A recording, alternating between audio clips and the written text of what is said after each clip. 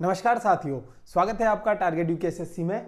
तो हम लोग अब रीजनिंग का जीएस का सॉल्यूशन देखने वाले हैं। तो जीएस का हम पे पहला क्वेश्चन था, निम्नलिखित में से कौन सा अशोक का साम्राज्याधीन नहीं था। यानी अशोक की यहाँ पर बात हो रही है। आपको पता ही है अशोक जो था बहुत महान शासक था भारत का।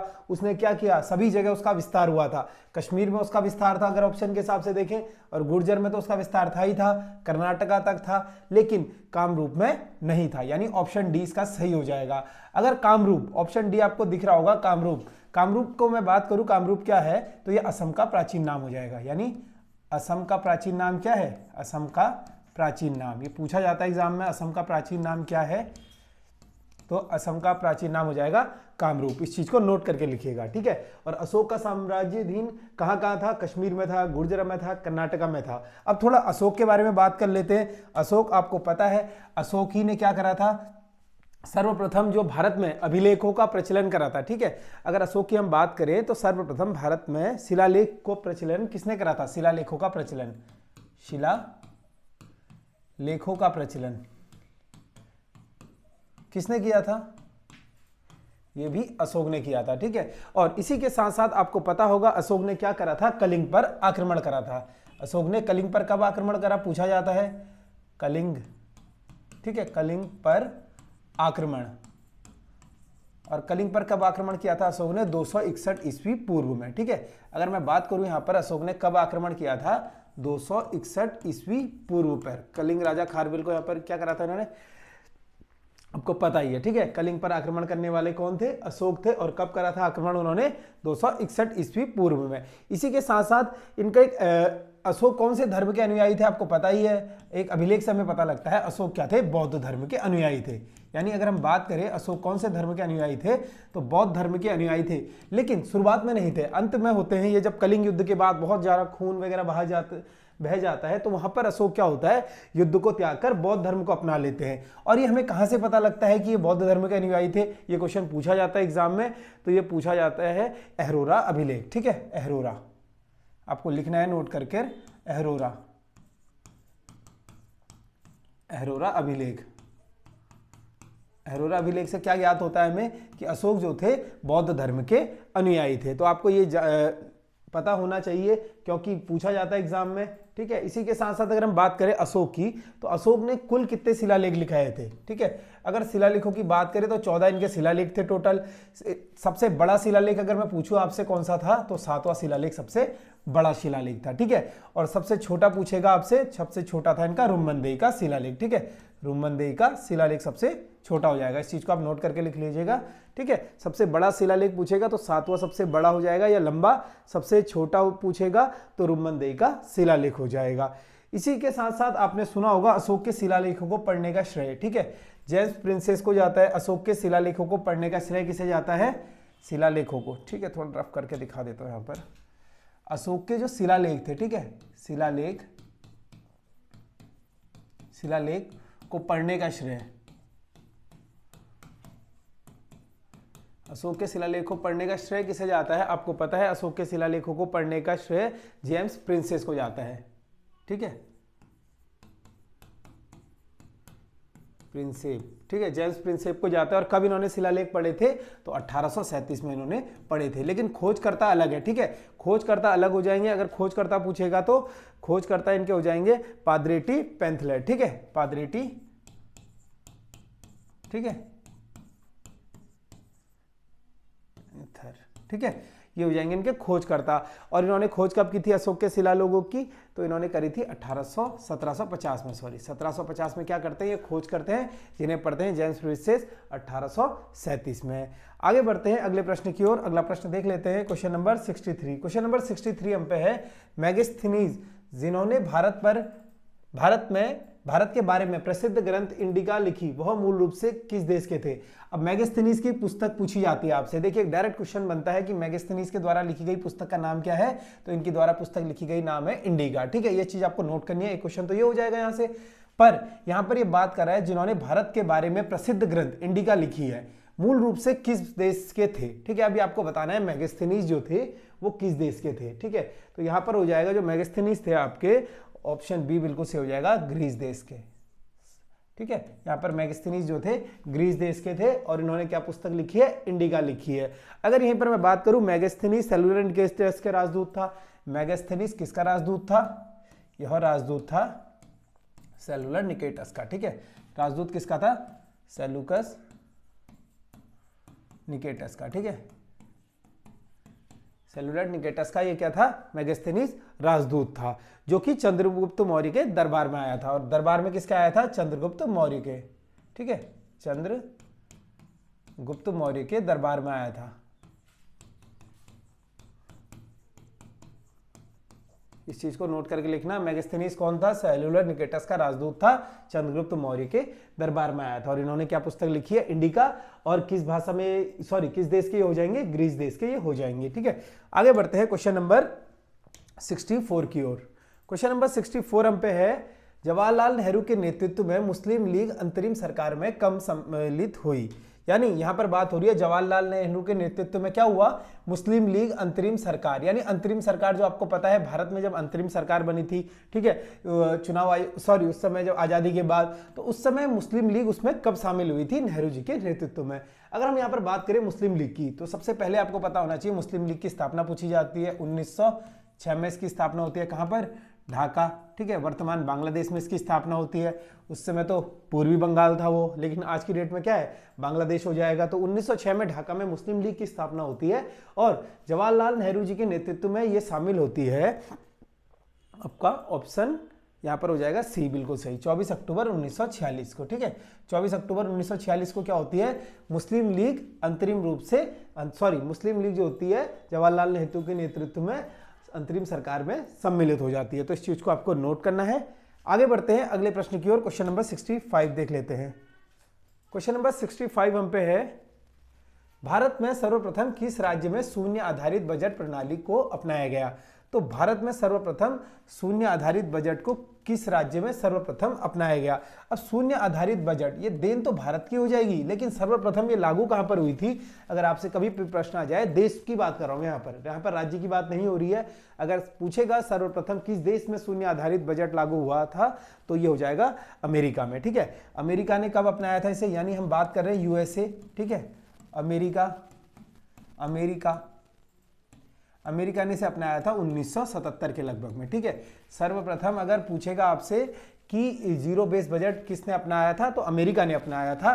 और देन किसकी हो जाएगा, भारत की देन हो जाएगा। इसके जनक माने जाते हैं शायद, मेरे ख्याल से, मैं अगर इसके जनक की बात करूं, ठीक है, शून्य आधारित बजट के जनक की बात, ठीक है, शून्य आधारित जनक के बजट के जनक की बात करूं तो पीटर फिर यहां पर हो जाएंगे, ठीक है, पीटर फिरर, ठीक है, पीटर फिरर। इस चीज को नोट करिएगा, पीटर फिरर क्या हो जाएंगे, इसके जनक हो जाएंगे जीरो बेस बजट के। और यहां पर बात हो रही है कि किस राज्य में सर्वप्रथम अपनाया गया, तो आपको बताना था यहां पर ऑप्शन बी आपका बिल्कुल सही हो जाएगा। आंध्र प्रदेश में क्या था, सर्वप्रथम शून्य आधारित बजट को अपनाया गया था। आगे बढ़ते हैं क्वेश्चन की ओर, अगला प्रश्न देख लेते हैं। क्वेश्चन नंबर 66, किस संविधान संशोधन के द्वारा 2026 तक विधानसभा की सीटें नहीं बढ़ाई जा सकती। ठीक है, अब आपको पता है परिसीमन, ठीक है, परिसीमन होता रहता है लगातार, जो हमारे संविधान है इसमें क्यों होता है, इसकी जरूरत क्यों पड़ती है। मैंने परसों आपको बताया था कि पहले क्या था कि जब शुरू में चुनाव हुए थे तो 10 लाख की जनसंख्या पर एक लोकसभा सीट, ठीक है, एक लोकसभा सीट के बारे में बताया गया था, वर्णन था। तो अब ऐसा होता है ना, जब जनसंख्या बढ़ते रहती है तो अब जाहिर सी बात है, जनसंख्या बढ़ रही है तो इलाके भी बढ़ रहे हैं, ठीक है, लोगों का जो एरिया है रहने का वो भी बढ़ रहा है। तो उसी के साथ साथ यहाँ पर क्या होता है कि बार बार सीटों का जो ये होता है परिसीमन, इसको टाल दिया जाता है। फिलहाल ये 2026 के लिए टाल दिया गया है। और ये कब टाला गया था, तो ये टाला गया था 84वें संविधान संशोधन के थ्रू, ठीक है। 84वें संविधान संशोधन में कहा था जो विधानसभा और लोकसभा है इसकी सीटों को 2026 के लिए स्थिर रहने दिया जाए। मतलब जो अभी आपके विधानसभा में कितनी सीटें हैं, मान लीजिए उत्तराखंड में 70 है, ठीक है, दिल्ली में 60 है, या फिर अन्य किसी राज्य की अगर हम बात करें तो वहां पर जितनी भी सीटें हैं उन सीटों को उतने ही रहने दिया जाए। क्योंकि 2026 में क्या होगा, फिर से एक बार परिसीमन होगा। वहां पर क्या होगा कि जनसंख्या के हिसाब से सीटें डिसाइड होंगी कि किस राज्य में अब कितनी। देखिए मान लीजिए आपको पता है, हाल ही में आपने चर्चा में सुना होगा कि धर्मपुर विधानसभा में, अखबारों में डेली कटिंग में आ रहा था कि धर्मपुर विधानसभा में बहुत ज्यादा जो है मेंबर बढ़ गए। अब कैसे बढ़ गए, गांव से पलायन हो रहा है, आप लोग सब गांव से यहाँ आ गए शहरों में, तो गांव की जो आपकी सीट है विधानसभा सीट, वहां पर क्या है, गांव का आपने वोटर आईडी गांव की थी, आप शहर में आ गए और एक ही शहर में आप मास में बस गए। ठीक है, अब राजधानी में बसते हैं तो यहाँ पर क्या है, मैक्सिमम लोग देहरादून में बस गए, और देहरादून में भी कहाँ पर बसे हैं, धर्मपुर में, क्योंकि धर्मपुर एक एजुकेशन हब माना जाता है, तो इसीलिए यहाँ पर बस गए, तो यहाँ पर ज्यादा वोटर हो गए।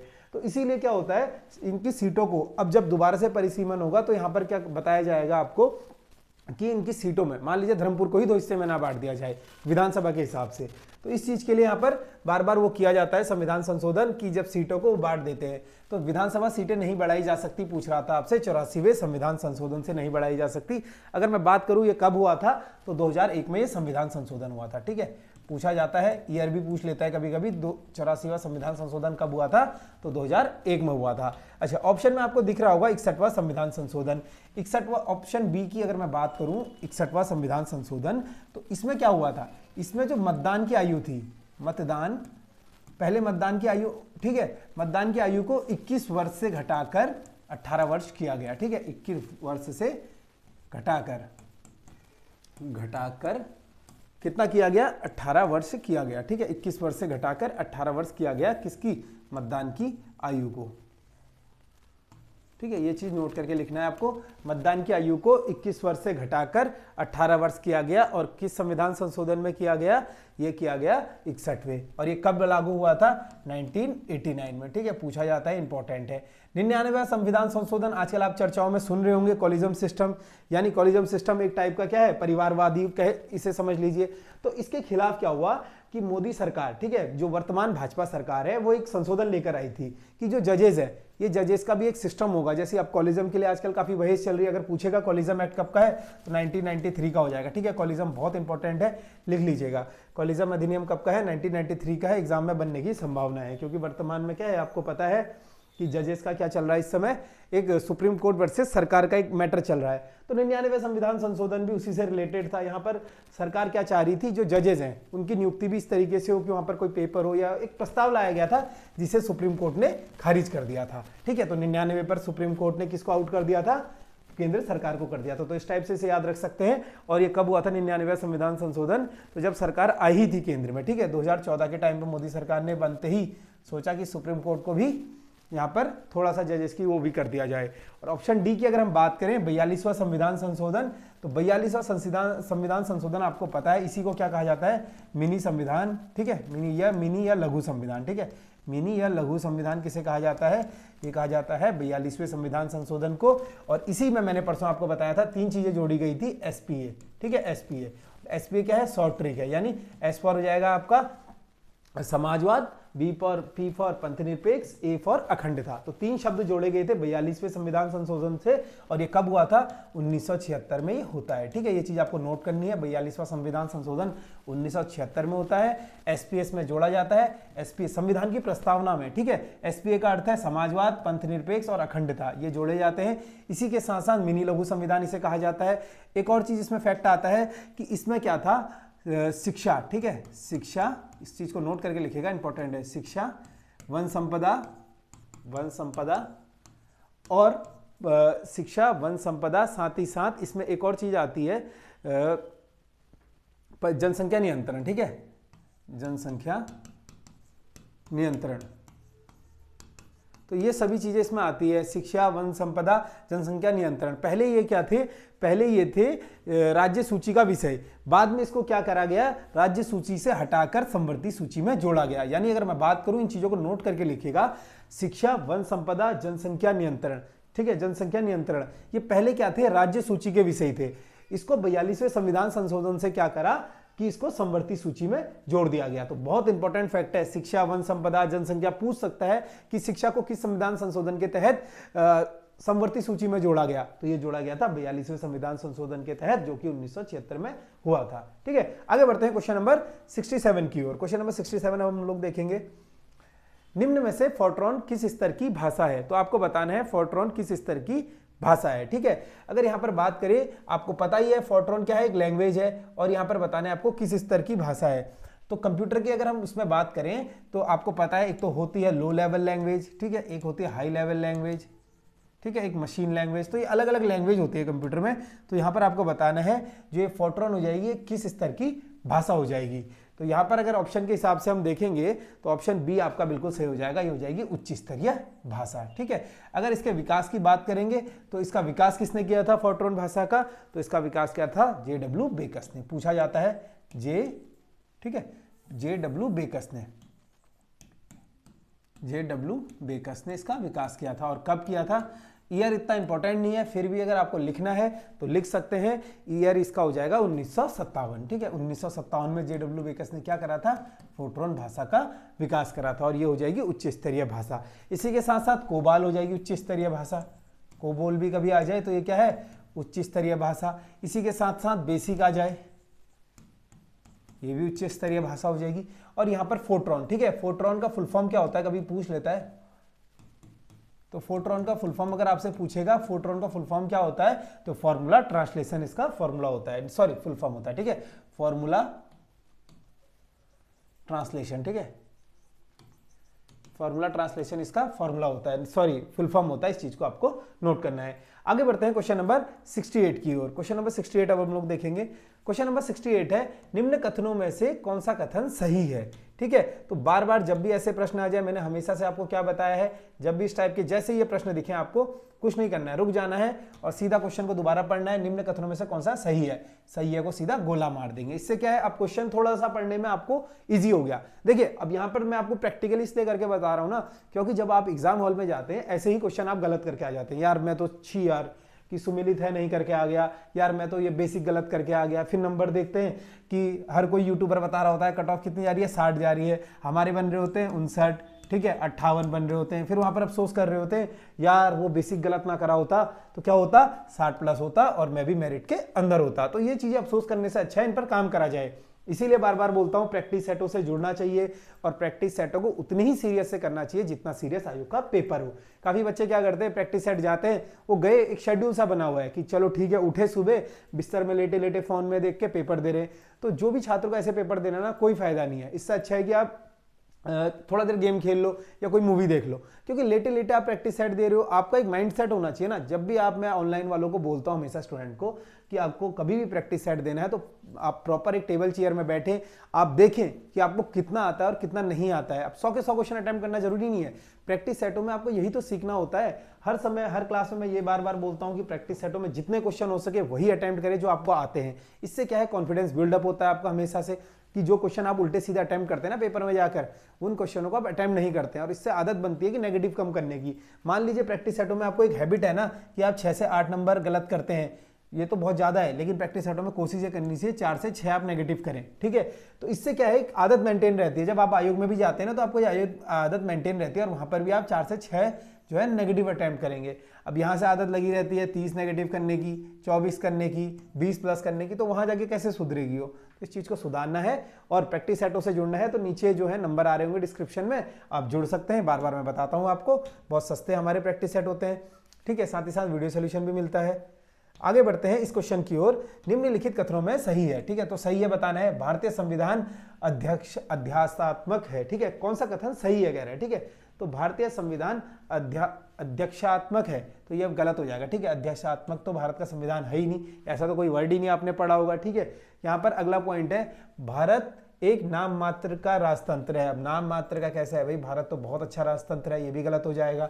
दूसरा यहाँ पर भारत एक कुलीन तंत्र है, तो ये तो कहीं सुना ही नहीं है संविधान में, तो ऑटोमेटिकली क्या है, भारत एक संसदात्मक प्रजातंत्र है। ठीक है, ऑप्शन डी आपका बिल्कुल सही हो जाएगा। भारत क्या है, संसदात्मक प्रजातंत्र है। ठीक है, आगे बढ़ते हैं अगले क्वेश्चन की ओर। क्वेश्चन नंबर 69 देखेंगे। क्वेश्चन नंबर 69 है, 2023 में सलमान रुश्दी ने कौन सी किताब लिखी। अब सलमान रुश्दी इंपॉर्टेंट है। ठीक है, आपको हमेशा से पता होना चाहिए सलमान रुश्दी इंपॉर्टेंट क्यों है। सलमान रुश्दी क्या है, एक बहुत अच्छे कवि हैं। इन्होंने 2023 में किताब लिखी थी और मैं बात करूं सलमान रुश्दी की तो इन्हें मान बुकर मिल चुका है। ठीक है, इन्हें मान बुकर मिल चुका है, भारत के विभूषी बुकर। ठीक है, सलमान रुश्दी को क्या है, मान बुकर मिल चुका है। और इन्हें कब मिला था मान बुकर, ये आपको पता होना चाहिए। ये मिला था इन्हें मिडनाइट चिल्ड्रन के लिए, यानी ऑप्शन ए। ठीक है, ऑप्शन ए इन्हीं की रचना हो जाएगी, मिडनाइट चिल्ड्रन। इनके लिए क्या मिला है सलमान रुश्दी को, मान बुकर मिला है, और कब मिला था इन्हें मान बुकर, ये पूछा जाता है एग्जाम में आपसे बार बार। 1981 में मिला था, ठीक है। 1981 में इन्हें क्या मिला था, मान बुकर मिला था सलमान रुश्दी को। कौन सी रचना के लिए, मिडनाइट चिल्ड्रन के लिए। लेकिन यहाँ पर एक करंट अफेयर का क्वेश्चन है, साथ ही साथ यहाँ पर थोड़ा स्टैटिक क्वेश्चन भी आपको बता दिया एक। तो यहाँ पर बताना है आपको कि जो सलमान रुश्दी है इन्होंने 2023 में कौन सी पुस्तक लिखी। तो इन्होंने लिखी थी विक्ट्री सिटी, ठीक है, विक्ट्री सिटी। ये आपको नोट करना है, इन्होंने कौन सी पुस्तक लिखी थी, तो विक्ट्री सिटी,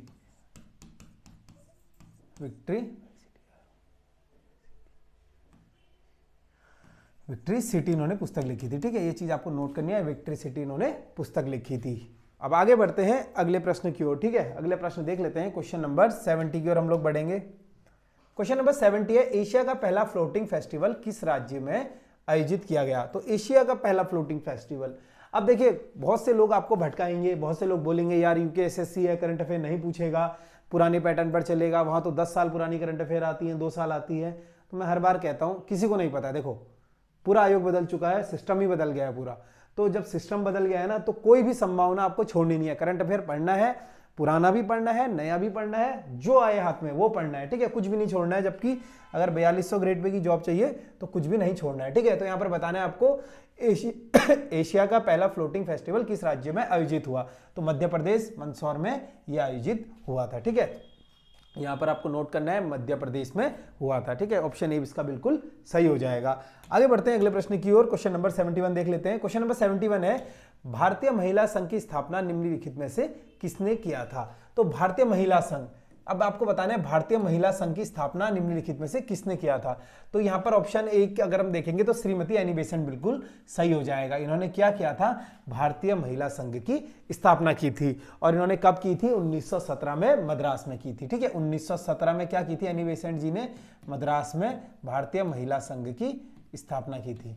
ये चीज आपको नोट करनी है। और एनी बेसेंट कौन है ये बताने की जरूरत नहीं है, काफी इंपॉर्टेंट ये फिगर हो जाएंगे, ठीक है। चाहे आजादी के उसमें हो, चाहे ये इन्होंने बहुत सारे आपको पता है एनी बेसेंट का क्या रोल रहा है, ठीक है। अगर मैं बात करूं, प्रथम भारतीय महिला है जो कांग्रेस के अधिवेशन में जिन्होंने अध्यक्षता की थी, और कब की थी, 1917 में, ठीक है। 1917 में क्या बनी थी, प्रथम महिला, ठीक है, प्रथम महिला जो कांग्रेस की अधिवेशन में अध्यक्षता की थी, ठीक है। प्रथम महिला की बात हो रही है, 1917 में कलकत्ता अधिवेशन किया था, ठीक है। कलकत्ता अधिवेशन में उन्होंने क्या करा था, प्रथम महिला थी जिन्होंने कांग्रेस की अध्यक्षता की थी, और 1917 में की थी, ठीक है। इस चीज को आपको नोट करना है। और यहीं पर अगर हम बात करें तो सितंबर 1916 में, सितंबर 1916 या 17 की बात है, ठीक है, 1916 ही करिएगा। 1916 में क्या करा था इन्होंने, मद्रास में, ठीक है। बहुत इंपॉर्टेंट आता है, पूछा जाता है कहां स्थापना करी थी, तो मद्रास, ठीक है। इस चीज को हाईलाइट करके लिखेगा, मद्रास में की थी, किसकी, होम रूल लीग की स्थापना की थी, होम रूल, ठीक है, होम रूल की लीग की स्थापना, होम रूल लीग की स्थापना किसने की थी। अच्छा, पुणे में आता है होम रूल लीग की स्थापना किसने करी थी, तो आपको पता है इनके सहयोगी थे, ठीक है। पुणे में इनके सहयोगी जो थे बाल गंगाधर तिलक जी थे। लेकिन अगर पूछेगा यहां पर किसने करी थी, तो होम रूल लीग की स्थापना मद्रास में करी थी, एनी बेसेंट ने करी थी। और इसी के साथ साथ पूछा जाता है आपसे, ऑप्शन बी आपको दिख रहा होगा, सरोजिनी नायडू, ये क्या हो जाएंगी, प्रथम भारतीय महिला, ठीक है, जिन्होंने कांग्रेस की अध्यक्षता की थी। अब एनी बेसेंट तो अलग होगी, 1917 में इन्होंने क्या करा था, प्रथम महिला थी जिन्होंने कलकत्ता अधिवेशन में कांग्रेस की अध्यक्षता करी थी। लेकिन सरोजिनी नायडू ने क्या करा था, ये प्रथम भारतीय महिला हैं जिन्होंने कांग्रेस की अध्यक्षता की थी, और कब की थी, 1925 का कानपुर अधिवेशन, ठीक है, 1925 का कानपुर अधिवेशन, ठीक है। ये चीज आपको नोट करना है। और ये क्या थी, प्रथम भारतीय महिला, प्रथम भारतीय महिला, ये चीज आपको नोट करनी है, पूछा जाता है एग्जाम में। आगे बढ़ते हैं क्वेश्चन नंबर 72 की ओर, ठीक है। क्वेश्चन नंबर 72 अब हम लोग देखेंगे, महमूद गजनबी का भारत में अंतिम 17वां आक्रमण किसके विरुद्ध था, ठीक है। तो महमूद गजनबी आपको पता है ये क्या था, एक इसने क्या करा भारत पे, पहले तो सबसे पहले अगर मैं बात करूं तो इसने भारत पे बहुत ही ज्यादा आक्रमण करे, ठीक है, अनेक आक्रमण करे। और यहां पर जो इसने करा था 17वां आक्रमण, ये किसके विरुद्ध था आपको बताना है, ठीक है। तो ये जब आपको पता ही है महमूद गजनबी, ठीक है, ये अफगान से ये आया था, इसने क्या करा, इसका आक्रमण करने का आपसे उद्देश्य पूछा जाता है कि महमूद गजनबी का आक्रमण करने का उद्देश्य क्या था। तो धन की प्राप्ति थी, सीधा सीधा आपको पता है। और उस समय भारत में जो है सोना, भारत सोने की चिड़िया होता था, सोने की चिड़िया कहा जाता था उस समय। तो महमूद गजनबी भारत में धन को लूटने आया था यहाँ पर, ठीक है, इसका उद्देश्य पूछा जाता है। तो प्रथम आक्रमण जब ये करता है लगभग, ठीक है, अगर मैं प्रथम आक्रमण की बात करूं तो 1000 ईस्वी के आसपास ये प्रथम आक्रमण करता है। 1000 ईस्वी के आसपास ये प्रथम आक्रमण करता है। कहां पर करता है? पेशावर के, ठीक है, पेशावर जो वर्तमान में पाकिस्तान है ना, पेशावर वर्तमान में कहां पर हो जाएगा? पाकिस्तान में हो जाएगा। तो प्रथम आक्रमण ये करता है 1000 ईस्वी के आसपास पेशावर में करता है। उसके बाद क्या होता है? पेशावर के कुछ भागों पर आक्रमण करके ये वापस चले जाता है, लेकिन बाद में ये क्या करता है? इसे पता लगता है कि भारत में काफी ज्यादा धन है और ये भारत में अनेकों आक्रमण करता है, लेकिन जो सबसे चर्चित आक्रमण इसका आता है सन 1025 ईस्वी का। यहां पर क्या करता है? ये गुजरात के सोमनाथ मंदिर, ठीक है, सौराष्ट्र के सोमनाथ मंदिर पर आक्रमण, सोमनाथ मंदिर पर आक्रमण, ठीक है, मंदिर पर आक्रमण, सोमनाथ मंदिर सौराष्ट्र, ठीक है, सौराष्ट्र में हो जाएगा, सौराष्ट्र, सौराष्ट्र में क्या है? सोमनाथ मंदिर है। और वहां पर क्या करता है? 1025 ईस्वी पूर्व में वहां पर क्या करता है? ये आक्रमण करता है। इस चीज को आपको 1025 ईस्वी में क्या करता है? आक्रमण करता है, पूर्व नहीं आएगा, 1025 ईस्वी में आक्रमण करता है। कौन करता है? महमूद गजनबी, और यही इसका अंतिम आक्रमण होता है, ठीक है। यहां पर ये क्या करता है? बहुत सारा, लगभग आपको जानकर हैरानी होगी, 20 लाख दिनार से ज्यादा, ठीक है, ये यहां पर सोना और धन लूटकर ले जा रहा होता है। अब ये जब ले जाता है यहां से धन, ठीक है, कौन ले जाता है? महमूद गजनबी ले जाता है। कहां से ले जाता है? सोमनाथ मंदिर से। कब आक्रमण करता है? 1025 में करता है। क्या होता है? ये लूटकर ले जा रहा होता है अपनी सेना के साथ। जब ये ले जा रहा होता है तो जाटों को पता लगता है भाई कि हमारे यहां से सोना ले जा रहा है, तो जाट क्या करते हैं? इससे लूटकर कुछ सोने को प्राप्त कर लेते हैं। यानी यहां पर जो इसका आखिरी आक्रमण पूछेगा किसके विरुद्ध था, तो ये हो जाएगा जाटों के विरुद्ध था। और कहानी मैंने आपको बता दी जाटों के विरुद्ध क्यों था, क्योंकि यहां पर क्या था कि महमूद गजनबी जो था, जब सोना लूट कर ले जा रहा था सोमनाथ मंदिर से, तो जाटों ने उसे रोकने का प्रयास करा, क्योंकि भाई जाट रोकेंगे, ठीक है। और एक और क्वेश्चन आता है, ठीक है, इस चीज को आपको नोट करना है यहां पर, कि जब महमूद गजनबी ने सोमनाथ पर आक्रमण करा तो वहां का राजा कौन था? तो भीम प्रथम, भीम प्रथम कौन था? वहां का राजा था, जो कि वहां से भाग गया था। जैसे ही महमूद गजनबी ने आक्रमण करा, बहुत बड़ी सेना लेकर वो आया था, तो भीम प्रथम क्या था? वहां से भाग गया था। इस चीज को आपको नोट करना है। और आपको कहानी बता दी है, महमूद गजनबी का आखिरी आक्रमण किसके विरुद्ध था? तो जाटों के विरुद्ध था। आगे बढ़ते हैं क्वेश्चन नंबर 73 की ओर। क्वेश्चन नंबर 73, हाल ही में चर्चा में रहा पेंडोरा पेपर लीक मामला क्या है? तो आपको पता है हाल ही में क्या है पेंडोरा पेपर लीक। हाल ही मतलब इन द सेंस कि ये 2021 की खबर है, मेरे ख्याल से 2021 या 22 में ये चर्चा में रहा था पेंडोरा पेपर लीक। एक आपने सुना होगा पनामा पेपर लीक। पनामा तो सुना ही सुना होगा, ऑब्वियस सी बात है, क्योंकि काफी बड़े बड़े भारतीय सितारों का उसमें नाम आया था। आपको पता ही होगा, काफी राजनेताओं का उसमें नाम आया था। तो उसमें क्या था? विदेशों में काला धन, जो हमारे भारतीय लोगों की एक परंपरा रही है, ठीक है, चाहे स्विस बैंक की बोले, चाहे किसी चीज की बोले, तो यहां से धन अर्जित कर विदेशों में छिपाना। तो इसी का ये एक टाइप का पेंडोरा पेपर था लीक मामला, ये भी इसी टाइप से था। तो यहां पर ऑप्शन की अगर मैं बात करूंगा तो ऑप्शन ए ही बिल्कुल सही हो जाएगा, विदेशों में छुपाए गए धन से संबंधित दस्तावेज, ठीक है, ऑप्शन ए बिल्कुल सही हो जाएगा आपका। इसको रिलेट करना है पेंडोरा पेपर यानी पनामा पेपर, वो अलग है, ये दोनों अलग अलग है। पनामा पेपर अलग है। उस पनामा पेपर में आपने सुना होगा ना, पाकिस्तान के पूर्व प्रधानमंत्री नवाज शरीफ का उसमें नाम आया था। तो इसी तरीके से पेंडोरा पेपर लीक मामला, इसमें भी काफी भारतीय हस्तियों का, अन्य विदेशी हस्तियों का नाम आया है, अक्सर आप सुनते होंगे न्यूज में। आगे बढ़ते हैं अगले प्रश्न की ओर। तो पूछ सकता है पेंडोरा पेपर क्या है? विदेशों में छुपाए गए धन से संबंधित दस्तावेज है। आगे बढ़ते हैं अगले प्रश्न की ओर। अगला प्रश्न है क्वेश्चन नंबर 74, नीति आयोग के नए सीईओ कौन बने हैं? तो आपको बताना है नीति आयोग के। अच्छा, मैं आपको कल परसों बता चुका हूं नीति आयोग की स्थापना कब होती है, अगर पूछेगा तो 1 जनवरी 2015। अब देखिए, बार बार बताने का मतलब यह है, हर बार आपसे एग्जाम में भी तो यही पूछता है।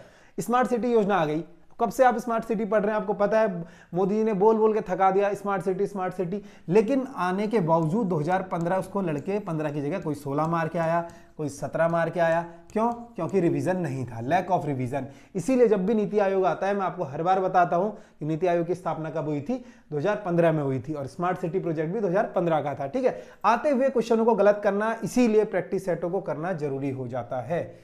अब आगे हम यहां पर बात हो रही है नीति आयोग के सीईओ कौन बने हैं, ठीक है। तो हाल ही में करंट अफेयर का क्वेश्चन हो जाएगा, सुब्रमण्यम परमेश्वरन अय्यर इसके सीईओ हो जाएंगे, ठीक है। वर्तमान सीईओ की बात हो रही है, वर्तमान सीईओ कौन है इसके? वर्तमान सीईओ की बात हो रही है, तो परमेश्वरन अय्यर इसके सीईओ हो जाएंगे, ठीक है, वर्तमान। और यहीं पर आपसे पूछेगा वर्तमान उपाध्यक्ष कौन है, तो सुमन बैरी जी, ठीक है, सुमन बैरी जी। इस चीज को नोट करके लिखिएगा, सुमन बैरी जी। सुमन बेरी क्या हो जाएंगी, इसके उपाध्यक्ष हो जाएंगे। इस चीज को आपको नोट करना है। सुमन बेरी कौन है, इसके उपाध्यक्ष। और यहीं पर इसके परमेश्वरन अय्यर क्या है, इसके सीईओ हो जाएंगे। ठीक है, सीईओ। आगे बढ़ते हैं क्वेश्चन नंबर 76 की ओर। क्वेश्चन नंबर 75 देखेंगे, सॉरी। रणजी ट्रॉफी 2023 का खिताब किसने जीता? देखिए, अब रणजी ट्रॉफी किसने जीता 2023 पूछेगा ना, तो मैक्सिमम लोगों को पता होगा यार कि कौन जीता। इतना आसान सा क्वेश्चन है, क्या पूछ दिया सर ने। ठीक है, आपको पता है ना। लेकिन इस बार सबको पता था कि अंडर 19 महिला विश्व कप कहां पर हुआ। सभी को पता था साउथ अफ्रीका है।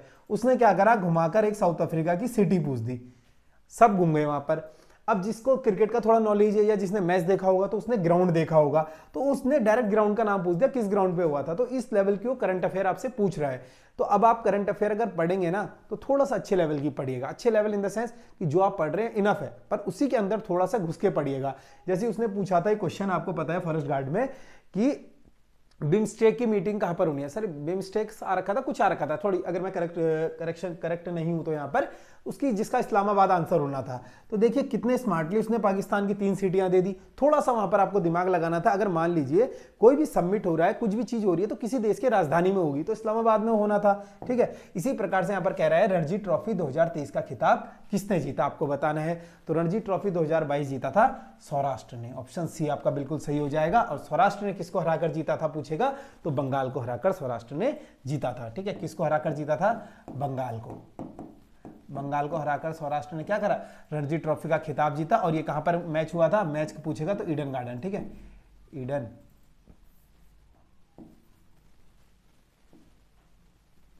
ठीक है, ईडन गार्डन में हुआ था। ईडन गार्डन में मैच हुआ था। ठीक है, ईडन गार्डन में, ईडन गार्डन में मैच हुआ था, जो कि है कहां पर, कोलकाता में। ठीक है, कोलकाता में। ईडन गार्डन कहां पर हो जाएगा, कोलकाता में हो जाएगा। और यहां पर क्या हुआ था, रणजी ट्रॉफी का फाइनल हुआ था, जिसमें कौन जीता था, सौराष्ट्र जीता था। किसको हराकर जीता, बंगाल को हराकर जीता। और बंगाल को क्या करा था इन्होंने, 9 विकेट या फिर कुछ ऐसी चीज से पराजित किया था। और आपको पूछेगा रणजी ट्रॉफी का संबंध किससे है। अब जो लोग स्पोर्ट्स देखते हैं उन्हें तो पता है, लेकिन काफी लोग क्या होता है स्पोर्ट्स नहीं देखते हैं लेकिन पढ़ाई में अच्छे होते हैं, तो उनके लिए बता दे, रणजी ट्रॉफी आपका क्रिकेट से संबंध हो जाएगा। और जिसकी शुरुआत होती है 1934 में। 1934 में पहला मैच खेला जाता है रणजी का। ठीक है, तो यहां पर क्वेश्चन नंबर 75 का आंसर हो जाएगा ऑप्शन सी, सौराष्ट्र। आगे बढ़ते हैं क्वेश्चन नंबर 76 की ओर। क्वेश्चन नंबर 76 है, भारतीय संविधान के भाग 4 में किसका विवरण प्रस्तुत है। तो लगातार संविधान में आपको पता है, भारतीय संविधान से क्वेश्चन आते रहते हैं। तो भाग 4 में आपको बताना है किससे संबंध है। तो लगातार मैंने 2-3 क्लास पहले भी बताया था, भाग 4 में आपका नीति निर्देशक तत्व, यानी ऑप्शन बी हो जाएगा। अगर हम बात करें DPSP, ठीक है, डायरेक्टर स्टेट्स ऑफ प्रिंसिपल्स। ठीक है, अब यहां पर बात करें भाग 4 की, किसका विवरण है, DPSP का इसमें विवरण हो जाएगा। अगर अनुच्छेद पूछेगा तो अनुच्छेद कहां से कहां तक है, अनुच्छेद 36 से 51 तक इसका विवरण हो जाएगा। यहीं पर आपको पता है मौलिक अधिकार, जिसको क्या कहा जाता है, भारतीय संविधान का मैग्ना कार्टा कहा जाता है, किस भाग में है, ये भाग 3 में हो जाएंगे। ठीक है, भाग 3 में क्या हो जाएगा, मौलिक अधिकार। और अनुच्छेद पूछेगा तो अनुच्छेद कहां से है, 12 से 36 तक अनुच्छेद हो जाएंगे। ठीक है, 12 से 36 तक क्या हो जाएंगे अनुच्छेद, 12 से 35 करिएगा, 12 से 35 तक क्या हो जाएंगे, अनुच्छेद हो जाएंगे। और नागरिकता आपको पता ही है, नागरिकता किस में आती है, भाग 2 में आती है। भाग 2 में क्या आता है, नागरिकता आती है। और संघ आता है, संघ एवं उसके राज्य क्षेत्र आ जाएगा भाग 1 में। संघ एवं उसके राज्य क्षेत्र भाग 1 में आ जाएगा। और नागरिकता आ जाएगी भाग 2 में। और नागरिकता के आपसे पूछेगा अनुच्छेद कहां से है, अनुच्छेद 5 से 11 तक है। और इसके अनुच्छेद हो जाएंगे 1 से 4 तक। ये चीजें पूछी जाती हैं कि अनुच्छेद 1 में क्या है। इस बार पूछा था ना, भारत अर्थात इंडिया राज्यों का एक संघ होगा, तो थोड़ा सा आपको यहां पर पढ़ के जाना पड़ेगा संविधान। ठीक है, और आगे बढ़ते हैं क्वेश्चन नंबर 76 की ओर। क्वेश्चन नंबर 77 देखेंगे, सॉरी। भारतीय में यातायात व्यवस्था ट्रैफिक सिस्टम की शुरुआत का श्रेय किसको जाता है। तो भारत में जो यातायात व्यवस्था है, यानी ट्रैफिक सिग्नल या ट्रैफिक सिस्टम की बात हो रही है यहाँ पर, इसकी शुरुआत का श्रेय किसको जाता है। अब जाहिर सी बात है, भारत पे मुगलों ने शासन करा था, उस समय तो गाड़ियां थी नहीं, ऑप्शन एलिमिनेट। ठीक है, डचों के शासन, तो ट्रैफिक यार इन द सेंस कि आपको थोड़ा सा रिलेट करना पड़ेगा ना। कि आपको थोड़ा समझना पड़ेगा कि ब्रिटिशर्स क्या थे। इन्होंने काफ़ी टाइम तक राज करा देश में, काफ़ी चीज़ें लेकर आए, चाहे गाड़ी हो, चाहे कुछ भी चीज़ें हो, नई नई टेक्नोलॉजी, ट्रेन हो, तो जाहिर सी बात है ये ब्रिटिश शासक ही इसका श्रेय जाएगा। ऑप्शन बी आपका बिल्कुल सही हो जाएगा। ठीक है, इस क्वेश्चन में कुछ नहीं था समझने के लिए। आगे बढ़ते हैं अगले क्वेश्चन की ओर। क्वेश्चन नंबर 78, सर्वप्रथम महालवाड़ी प्रणाली कहां लागू की गई। अब आपको पता है सर्वप्रथम महालवाड़ी की कहां पर लागू की गई बताना है। ठीक है, तो महालवाड़ी व्यवस्था अंग्रेजों के समय थी। ठीक है, इस समय जो अंग्रेजों का था 30% भूमि, शायद मेरे ख्याल से अंग्रेजों के समय यहाँ पर क्या होता था कि इसमें अंतर्गत ब्रिटिश शासक साम्राज्य कुल 30% भूभाग शामिल था। जो ब्रिटिश शासन का 30% भूभाग था वो इसमें शामिल था महालवाड़ी प्रणाली में। और ये सर्वप्रथम लागू, अब लागू तो 2-3 स्टेट में हुई थी, लेकिन अगर कभी भी जिक्र आ जाए, जैसे कि आपको पता है भारत रत्न सबसे पहले किसे मिला, अगर हम पूछें तो एक नाम आता है, तो आपको पता ही है वैसे तो मिला सर्वपल्ली राधाकृष्णन, सॉरी ठीक है 3 लोगों को साथ ही मिला था, लेकिन पर्टिकुलरली एक उनका नाम पहले आ जाता है। तो इसी तरीके से यहाँ पर भी पूछा जाता है आपसे महालवाड़ी प्रणाली कब लागू की गई थी ना, कहाँ लागू की गई थी, तो ये लागू की गई थी उत्तर प्रदेश में। ऑप्शन बी आपका बिल्कुल सही हो जाएगा। और पूछेगा कब लागू हुई थी, तो 1833 के आसपास लागू हुई थी। उसके बाद क्या हुआ, उत्तर प्रदेश के साथ साथ ही किस शहरों में लागू हुई थी या किस राज्य में लागू हुई थी, तो ये हुई थी यूपी, एमपी, बिहार, ठीक है सॉरी यूपी में हुई थी, एमपी में हुई थी, मध्य प्रदेश और पंजाब में।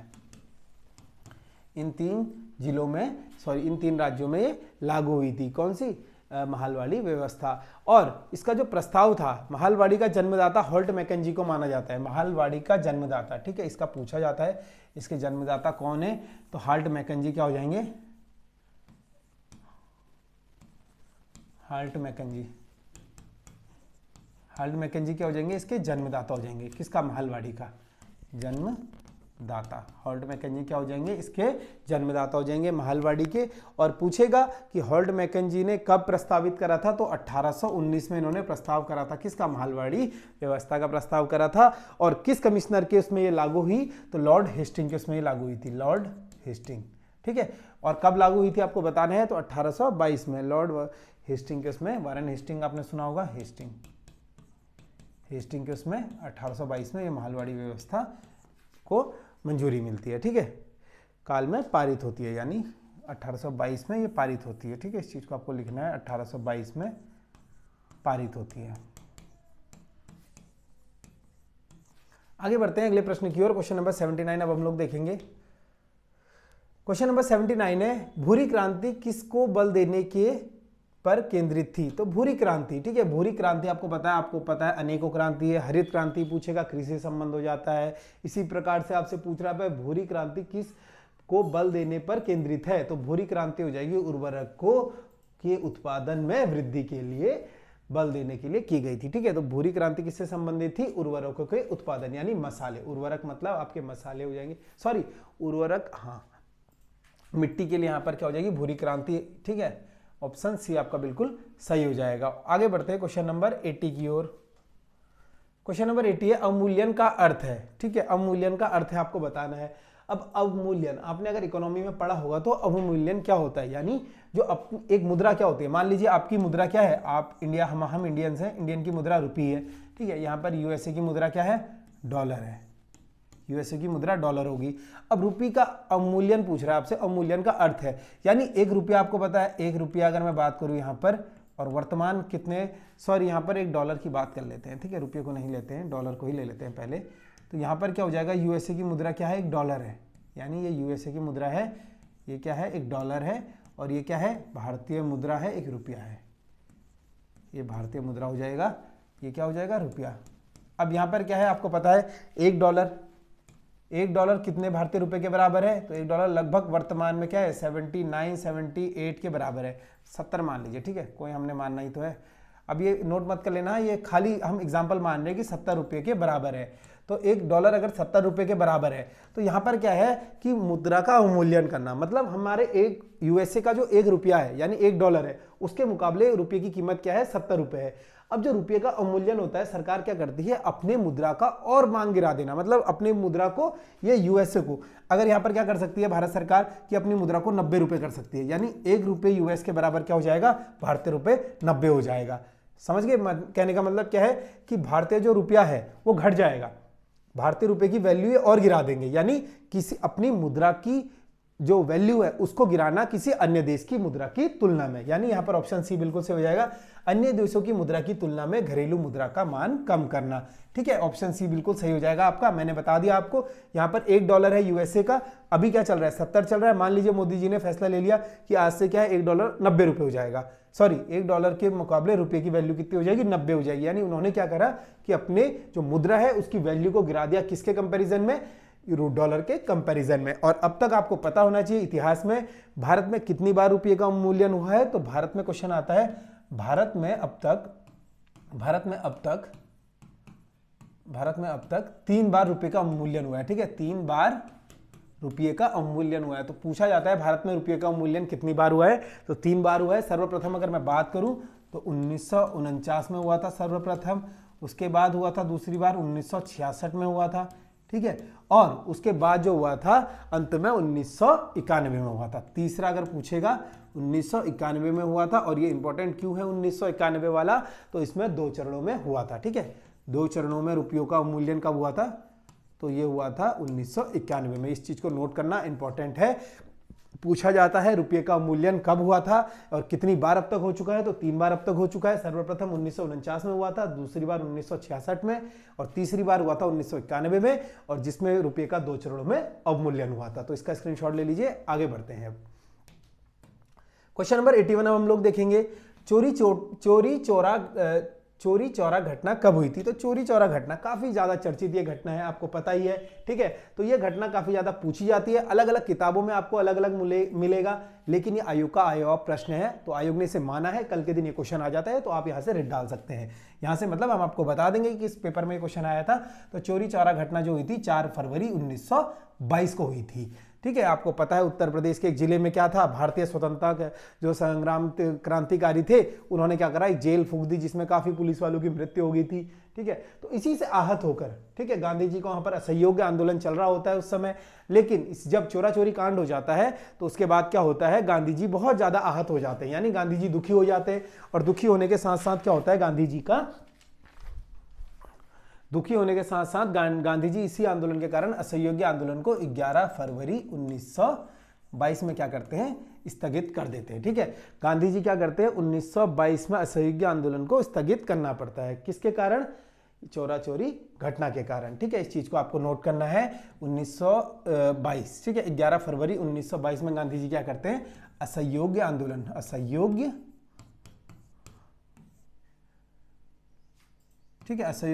को स्थगित कर देते हैं। आंदोलन को स्थगित कौन करते हैं, गांधी जी करते हैं। और क्यों करते हैं, चोरा चोरी घटना के कारण वो क्या हो जाते हैं, आहत हो जाते हैं, और चोरा चोरी आंदोलन के कारण असहयोग आंदोलन को स्थगित कर देते हैं गांधी जी। कब, 11 फरवरी 1922 में पूछी जाती है डेट, इंपॉर्टेंट है। आगे बढ़ते हैं क्वेश्चन नंबर 82 की ओर। क्वेश्चन नंबर 82 आपका है, राष्ट्रीय गान सर्वप्रथम कब और कहां गाया गया। तो ये क्वेश्चन मैंने परसों ही आपको कराया था। ठीक है, राष्ट्रीय गान सर्वप्रथम कब अपनाया गया, कब गाया गया, तो आपको बताना है राष्ट्रीय गान कब गाया गया प्रथम। तो सबसे पहले आपको पता होना चाहिए कि कांग्रेस के बहुत सारे अधिवेशन हुए थे, उन्हीं अधिवेशनों में से अलग अलग अधिवेशन में क्या हुआ, किसी में वंदे मातरम गाया गया, किसी में ही राष्ट्रीय गान गाया गया, किसी में आपको पता होगा कि पूर्ण स्वराज की मांग उठाएगी। तो पहले से क्या था, कांग्रेस का एक बहुत बड़ा योगदान रहा है। ठीक है, ये वाली कांग्रेस की बात नहीं हो रही है, यहाँ पर जो कांग्रेस अधिवेशन की बात हो रही है, भारतीय स्वतंत्रता में काफी योगदान रहा है। अब आपको पता ही है, तो सर्वप्रथम राष्ट्रीय गान कब और कहां गाया गया आपको बताना है। तो इसका ऑप्शन ए बिल्कुल सही हो जाएगा, 27 दिसंबर 1911 को कलकत्ता में क्या हुआ था, राष्ट्रीय गान गाया गया था। यहां पर क्या चल रहा था कि कांग्रेस का एक अधिवेशन चल रहा था, और इसकी अध्यक्षता कौन कर रहे थे, पूछा जाता है इसकी अध्यक्षता कौन कर रहे होते उस समय, पंडित बिशन सिंह नारायण जी, बिशन सिंह। ठीक है, पंडित बिशन सिंह नारायण जी इसको करते हैं। ठीक है, पंडित बिशन सिंह नारायण जी इस इस अधिवेशन की अध्यक्षता कर रहे होते हैं। बिशन नारायण धर। ठीक है, बिशन नारायण धर करिएगा। ठीक है, बिशन नारायण धर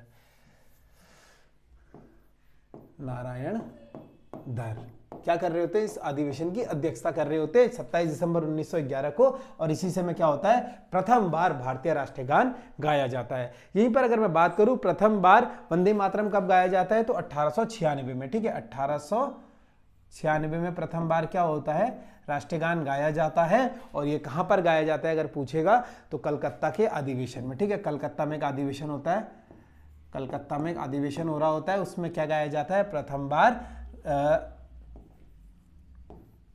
बार उसमें क्या गाया जाता है, वंदे मातरम गाया जाता है, ठीक है। 1896 में प्रथम बार वंदे मातरम पूछा जाता है, वंदे मातरम कब गाया था, ठीक है। इस चीज को नोट करना है आपने। प्रथम बार वंदे मातरम कलकत्ता में गाया गया था 1896 में। और इस समय इसकी अध्यक्षता कौन कर रहे होते हैं, रहीमतुल्लाह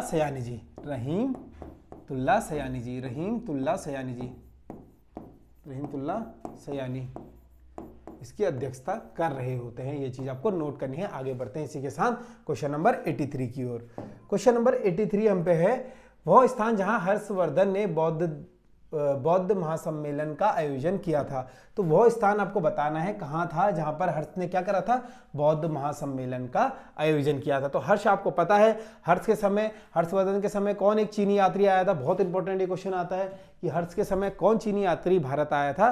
तो हर्ष के समय जो था ह्वेनसांग, ठीक है, उत्तराखंड में पढ़ा होगा आपने, ह्वेनसांग, ठीक है। ह्वेनसांग क्या था, भारत आया था। किसके समय पूछा जाता है, तो हर्ष के समय क्या था, ह्वेनसांग जो चीनी यात्री था, ये कौन किसके समय आया था, भारत आया था। और हर्ष ने यहाँ पर आपको बताना है कि बौद्ध धर्म सम्मेलन आयोजन किस स्थान पर किया था। तो इसका ऑप्शन नंबर बी बिल्कुल सही हो जाएगा। प्रयाग में क्या करा था इसने, बौद्ध महासम्मेलन का आयोजन किया था हर्ष ने। और जो कि हर्षवर्धन के काल में कौन भारत आया था, तो चीनी यात्री ह्वेनसांग भारत आया था। आगे बढ़ते हैं क्वेश्चन नंबर 84 की ओर। क्वेश्चन नंबर 84 देखेंगे, विशाखदत्त द्वारा लिखी गई मुद्रा राक्षस कौन सी भाषा में लिखा गया है, ठीक है। तो आप सभी को पता है विशाखदत्त ने क्या करा है, कौन सी पुस्तक लिखी है, मुद्रा राक्षस, ठीक है। तो ये चीजें यहाँ पर आपको हमेशा से मैं बोलता हूँ, हमारे प्रैक्टिस सेटों में अगर आपने देखा होगा, अब ऐसा नहीं है कि क्वेश्चन हम लोग घर में बना रहे हैं, आप सभी को पता है, समझदार हैं, किताबों के प्रश्न है, किताबों से बनते हैं, थोड़ा सा क्वेश्चन फॉर्मिंग का एक तरीका होता है, तो यहाँ पर क्वेश्चन उसी तरीके से बनाए जाते हैं सर के द्वारा। तो विशाखदत्त द्वारा लिखी गई मुद्रा राक्षस कौन सी भाषा में है। अब यहाँ पर एक ही क्वेश्चन में आपको 3 क्वेश्चन मिल गए, ठीक है। अगर यहाँ पर क्या है, आपको पता है विशाखदत्त ने क्या लिखी है, मुद्रा राक्षस लिखी है, और किस भाषा में लिखी है आपको बताना है। तो इसकी भाषा जो हो जाएगी संस्कृत, यानी ऑप्शन सी यहाँ पर बिल्कुल सही हो जाएगा। मुद्रा राक्षस किस भाषा में लिखी गई है, संस्कृत भाषा में लिखी गई है। आगे बढ़ते हैं अगले प्रश्न की ओर। क्वेश्चन नंबर 85 हम लोग देखेंगे, पीएम आवास योजना शहरी किस वर्ष, पीएम शहरी आवास योजना होगा, ठीक है। थोड़ा क्वेश्चन में प्रिंट कर दिया इन्होंने। तो पीएम शहरी आवास योजना किस वर्ष शुरू की गई, तो इस चीज को आपको नोट करना है। पीएम शहरी आवास योजना कब शुरू की गई थी आपको बताना है। तो ऑप्शन 20 का बिल्कुल सही हो जाएगा, 2015 में, ठीक है। 2015 में क्या शुरू हुई थी, पीएम आवास योजना शुरू हुई थी। और अभी आपको मैंने बताया 2015 में इंपॉर्टेंट परियोजनाओं को एक बार रिवाइज करेंगे। 2015 में ही क्या शुरू होता है, स्मार्ट सिटी प्रोजेक्ट, ठीक है, स्मार्ट सिटी प्रोजेक्ट, क्योंकि पूछा जाता है, आगे भी पूछने की संभावना है। इसके अलावा 2015 में आपको पता होगा अटल पेंशन योजना, ठीक है, अटल पेंशन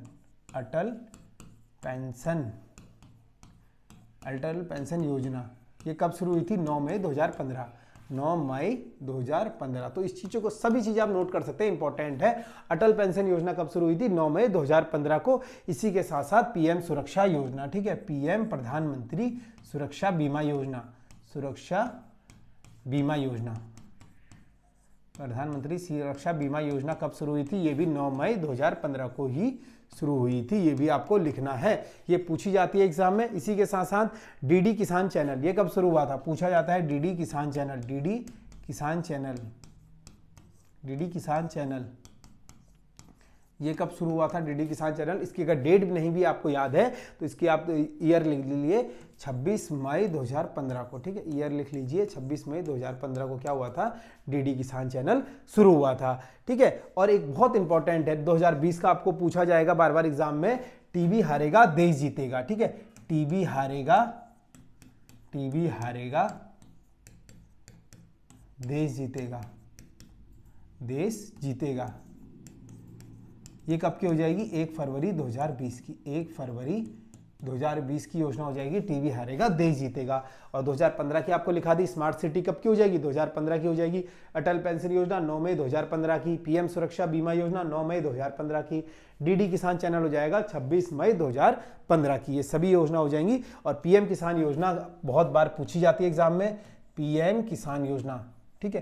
पीएम किसान योजना ये कब की हो जाएगी? पीएम किसान योजना 1 दिसंबर 2018 की, 1 दिसंबर 2018 की, ठीक है।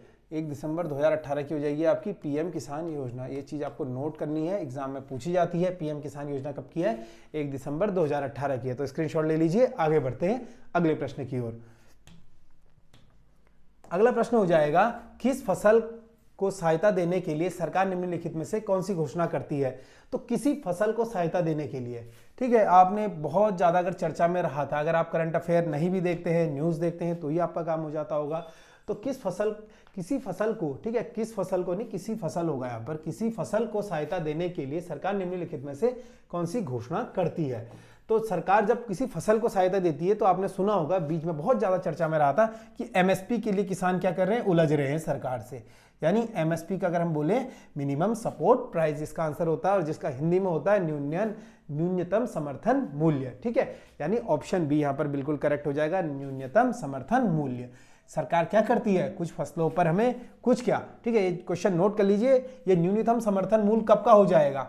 ये हो जाएगा कृषि मूल्य लागत आयोग की सिफारिश पर। ये बना था 1966 में, ये इसको बना था 1966-67 में, ये बना था एमएसपी नियम, ठीक है। एमएसपी यानी मिनिमम सपोर्ट प्राइस, न्यूनतम समर्थन मूल्य इसका फुल फॉर्म होता है।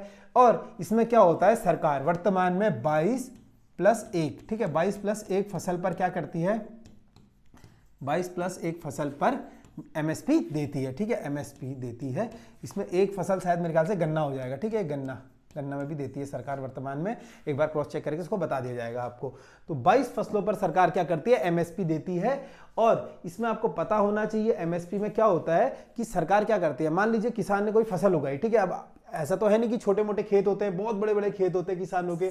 तो यहाँ पर क्या होता है, किसान फसल आपने देखा होगा उगाते हैं, तो उसको मार्केट में जब वो बेचने के लिए आते हैं तो क्या होता है, सभी ने उगाई होती है, तो उसको उसका रेट नहीं मिल पाता है। और उसको फिर आपने सुना होगा कि अक्सर किसान महाराष्ट्र या फिर गुजरात या राजस्थान, कहीं के भी किसान जो आप सुनते हैं सुसाइड करते हैं। क्यों करते हैं? क्योंकि जो उनके फसल है, या तो बारिश के कारण नुकसान हो जाता है उसे, या फिर वो जब मार्केट में उसे बेचने आते हैं तो क्या होता है, उन्हें जो मिनिमम सपोर्ट प्राइस है, यानी यहाँ पर एमएसपी की बात हो रही है, ये उन्हें नहीं मिल पाता है। अब ये नहीं मिलता है तो सरकार पहले से क्या तय करती है? मान लीजिए कोई किसान है, ठीक है, एक्स ये किसान है, इस किसान को सरकार ने कहा कि हाँ भाई आप जो है गेहूं उगाओ, तो उसने अपने 10 बीघा 50 बीघा पर बहुत सारा गेहूं उगा दिया। अब सरकार ने पहले ही डिसाइड कर दिया कि हम आपको 1000 रुपए प्रति कुंटल, ठीक है, 1000 रुपए प्रति कुंटल आपसे गेहूं खरीदेंगे, चाहे आपकी फसल अच्छी हो खराब हो। तो सरकार ने ये डिसाइड कर लिया, चाहे इस साल फसल कम हो ज्यादा हो, एक सरकार ने मिनिमम अमाउंट तय कर दिया कि हम आपका प्रति कुंटल कितने में खरीदेंगे? 1000 रुपए में खरीदेंगे। तो इससे क्या होता है, किसान को एक गारंटी मिल जाती है कि हाँ भाई जो मेरा अनाज है वो पहले से तय है कि इतना अनाज मेरा सरकार खरीदेगी और इतने रुपए में खरीदेगी। और इसी को कहा जाता है न्यूनतम समर्थन मूल्य, यानी एमएसपी इसको कहा जाता है, एमएसपी। और इसकी शुरुआत कब हुई थी? शुरुआत अगर पूछेगा 1967, 66-67 में होती है। और यहां पर मिनिमम सपोर्ट इसका फुल फॉर्म हो जाएगा। आगे बढ़ते हैं क्वेश्चन नंबर 87 की ओर। क्वेश्चन नंबर 87 हम पे है, मुख्य युग्मांतर रेखा का देशांतर कितना होता है? तो मुख्य युग्मांतर रेखा यानी यहाँ पर बात हो रही है, ये आपकी पृथ्वी हो जाएगी। आपको पता है यहाँ पर क्या है, लंदन के ग्रीनविच से, ठीक है, जीएमटी टाइम, ठीक है, लंदन का जो आपको पता ही है 1884 में जीएमटी की जो रेखा है, ठीक है, यानी प्राइम मेरिडियन इसे कहा जाता है इंग्लिश में। मुख्य युग्मांतर रेखा को देशांतर कितना होता है? तो इसका 0 डिग्री होता है। आया हुआ क्वेश्चन है, इंपॉर्टेंट है, ठीक है। लंदन की ग्रीनविच से जो हमारी समय बताया जाता है ना, तो वो उसका क्या हो जाएगा, ठीक है। ये चीज आपको नोट करनी है, जो अमेरिका के वॉशिंगटन में आयोजित IMT 1984 में इसका आयोजन किया गया। आगे बढ़ते हैं क्वेश्चन नंबर 88 की ओर। क्वेश्चन नंबर 88 आपका हो जाएगा, वर्तमान में वस्तु एवं सेवा कर जीएसटी नामक व्यवस्था के लिए उच्चतम प्रतिशत की स्लैब कितनी है? ठीक है, तो जीएसटी की जो उच्चतम स्लैब है, आपको पता है जीएसटी लगती है हर चीज पे, चाहे आप लाइट का प्रोडक्ट लें, चाहे आप स्टडी प्रोडक्ट लें, चाहे आप कोई सा भी प्रोडक्ट लें वर्तमान में, तो सरकार क्या है, जीएसटी यानी गुड सर्विस एंड टैक्स इस पर लगते हैं। अब यहाँ पर बात हो रही है कि सबसे ज्यादा अधिकतम स्लैब कितनी है। तो अलग अलग स्लैब है, अलग अलग आप सामान लेते हैं, लाइट के सामान पर 18% है। इसी प्रकार से शिक्षा पे आपको पता है महंगी शिक्षा है तो 28% जो है इसकी मैक्सिमम स्लैब है। और जीएसटी स्लैब से बाहर किन चीजों को रखा जाता है, क्वेश्चन आता है तो जैसे आपकी आबकारी होगी, ठीक है, लिक्विड हो गया या पेट्रोल हो गया, ये सभी चीजों को जीएसटी से बाहर रखा जाता है। इनके लिए अलग सा सिस्टम होता है, सरकार अपना वैट लगाती है। अब यहां पर थोड़ा सा हम बात कर लेते हैं जीएसटी की, ठीक है। अब जीएसटी के बारे में अगर बात हो रही है तो सर्वप्रथम आपको पता है जीएसटी कहां पर लागू हुआ था, सर्वप्रथम 1954 में कहां पर लागू हुआ था, फ्रांस में लागू हुआ था जीएसटी। अगर भारत की बात करेंगे तो भारत में कब लागू हुआ था, भारत में आपको पता है 1 जुलाई 2017 को भारत में जीएसटी लागू हुआ था। और किसकी समिति की सिफारिश पर हुआ था, तो विजय केलकर, ठीक है, विजय केलकर समिति की सिफारिश पर क्या हुआ था, भारत में जीएसटी लागू हुआ था। किसकी सिफारिश पर, विजय केलकर की समिति पर। और आपसे पूछा जाता है कि कौन सा संविधान संशोधन था, तो 101वां संविधान यानी कॉन्स्टिट्यूशन अमेंडमेंट, 101वां संविधान संशोधन था, ठीक है। यहां पर लिख लीजिएगा यार, कंफ्यूज हो जाओगे तुम लोग, ठीक है। 101 का संविधान संशोधन करना है इसे, संविधान संशोधन 101वां। और आर्टिकल पूछेगा तो 279 का ए में क्या हो जाएगा, आपका जीएसटी हो जाएगा। और भारत में पूछा जाता है किस देश के मॉडल पर आधारित है, तो कनाडा के मॉडल पर आधारित हो जाएगा भारत का जीएसटी, ठीक है। और जीएसटी में कितने नंबर होते हैं आपको पता होना चाहिए। जीएसटी में कितने नंबर होते हैं, तो 15 अंकों का क्या होता है, जीएसटी नंबर होता है। इसी के साथ साथ जीएसटी, अगर उत्तराखंड, सबसे पहले जीएसटी किसने अपनाया था, क्वेश्चन आता है, ठीक है, बहुत इंपॉर्टेंट है। सर्वप्रथम जीएसटी कहां अपनाया गया, तो सर्वप्रथम असम ने अपनाया था, ठीक है। सर्वप्रथम किसने अपनाया था, तो असम राज्य ने सर्वप्रथम अपनाया था। और उत्तराखंड कौन सा राज्य था जीएसटी अपनाने वाला, तो 5वां राज्य था, इसीलिए उत्तराखंड का क्या है, जीएसटी नंबर उत्तराखंड का 5 है, ठीक है। उत्तराखंड कौन सा नंबर का राज्य था, 5वें नंबर का राज्य था, और उत्तराखंड का जीएसटी नंबर भी 5 हो जाएगा। इसी के साथ साथ जीएसटी का जो आपको पता है, जीएसटी का जो अध्यक्ष होता है, ठीक है, जीएसटी कमीशन जो कमेटी है, इसका अध्यक्ष कौन होता है, वित्त मंत्री होता है। और वर्तमान कौन है, हमारी निर्मला सीतारमण जी। तो इस चीज को नोट करना है। आगे बढ़ते हैं क्वेश्चन नंबर 89 की ओर। बृहदेश्वर मंदिर स्थित है, तो बृहदेश्वर मंदिर, परसों ही मैंने आपको बताया था बृहदेश्वर मंदिर किसने बनवाया था, ठीक है। आज आपको बताना है कि बृहदेश्वर मंदिर कहां पर स्थित है। तो बृहदेश्वर मंदिर जो हो जाएगा तंजावुर में स्थित हो जाएगा। और इसको राजराज प्रथम ने बनाया था, ठीक है,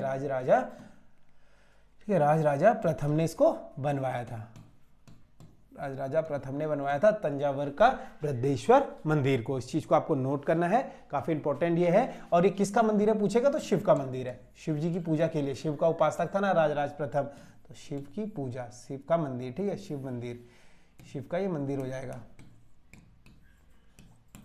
इसको नोट करना है।